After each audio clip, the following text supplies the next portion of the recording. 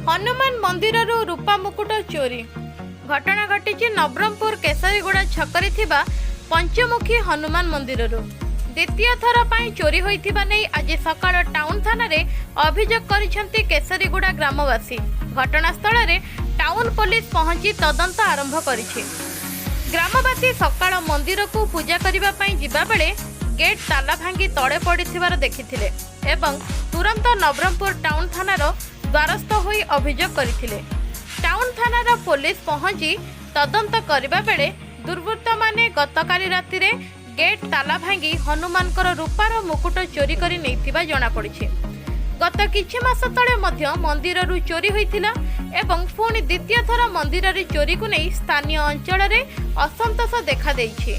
दुर्वृत्तଙ୍କୁ गिरफ्त करी दृढ़ कार्यानुष्ठान ग्रहण करने को दाबी करिसेंती ग्रामवासी।